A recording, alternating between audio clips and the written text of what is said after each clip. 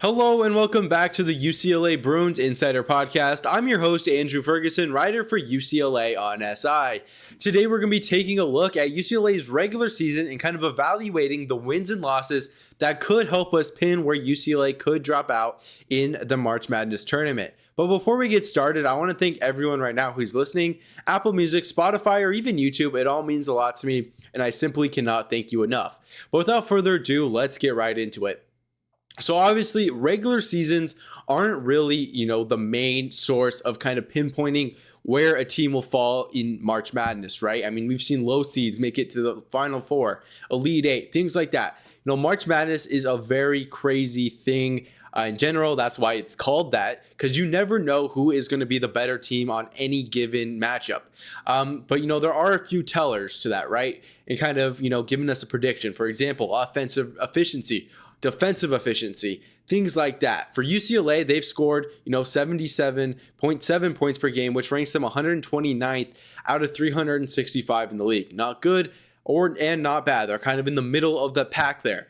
Points allowed, 71 per game. That puts them 103rd in the country. Again, not kind of where you expect, a Final Four team to be at. But again, March Madness, anything could happen. These are just numbers. And numbers can be wrong.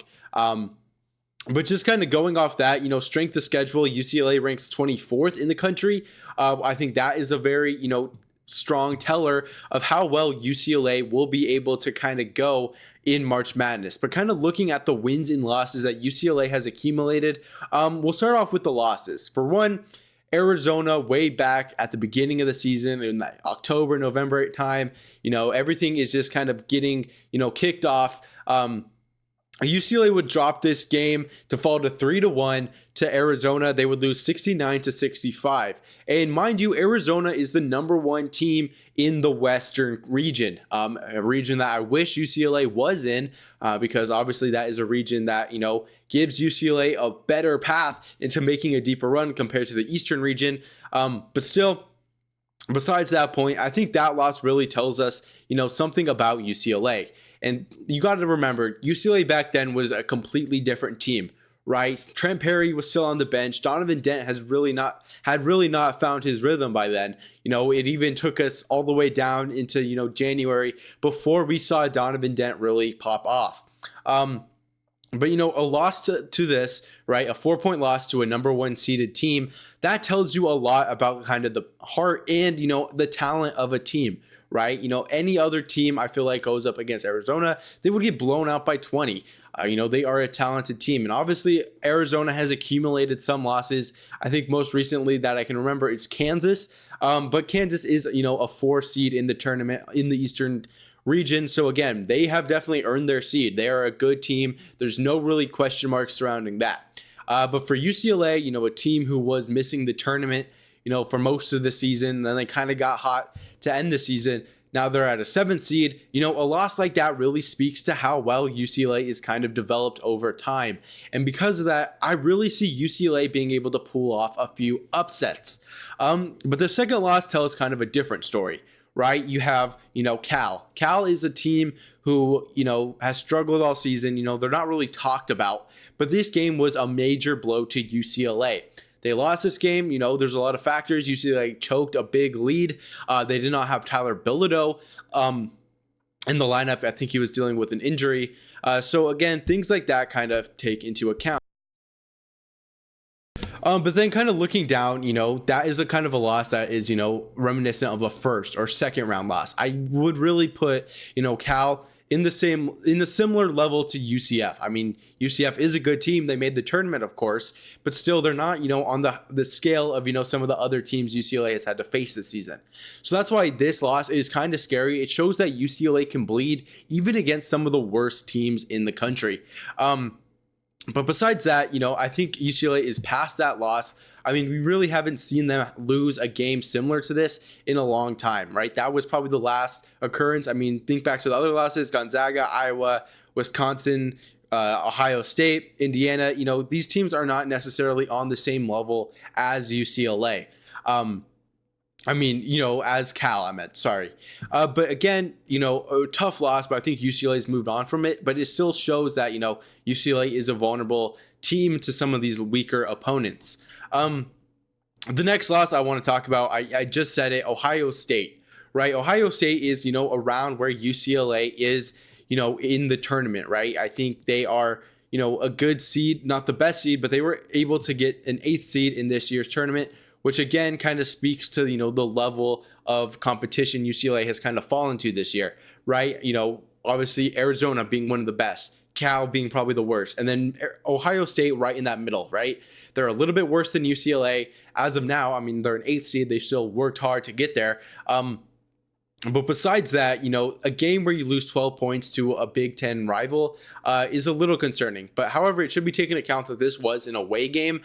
So again, you have to give UCLA a little grace. They're better at home. These neutral site games, that's where UCLA really flourishes. And that was just not provided against Ohio State. And there's a lot of things that went wrong in this game. Obviously, Ohio State was, the better team, right? They had, I think, 3 of their starters had 20 plus points in this one. Bruce Thornton, obviously, John Mobley Jr. had 28 and Devin Royal had 22. So that just kind of showed what it took to beat UCLA. But when you kind of look at, again, it's not set in stone and kind of determining where UCLA will fall in the tournament, because both teams have obviously gone their separate routes since this loss. But still, a loss like that shows that UCLA is vulnerable to, a teams of, the same or higher competition level. And that should be a little concerning, and that might kind of halt, where UCLA could realistically go in this tournament.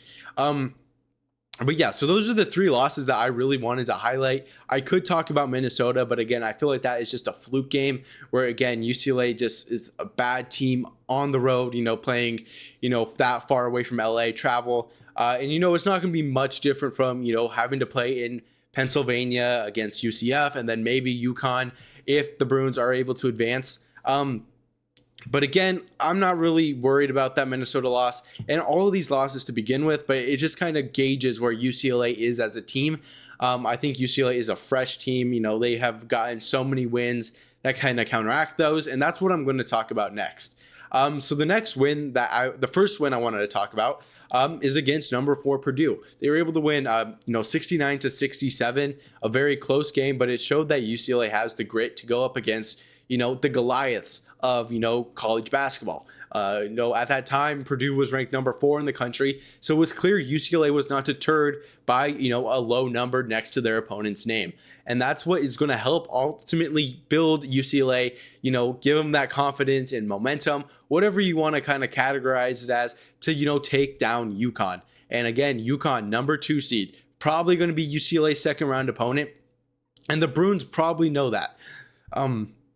They know if they kind of go back and, have to face UConn, it's going to be a challenging game. But, they're familiar against, better opponents, right? I mean, this is not the only time where UCLA has been able to pull off a top 10 win this season. Illinois, that's another win that, is worth talking about. Nebraska, huge win, 20-point victory. UCLA is not scared by numbers next to team's name. And I think that is so important, right?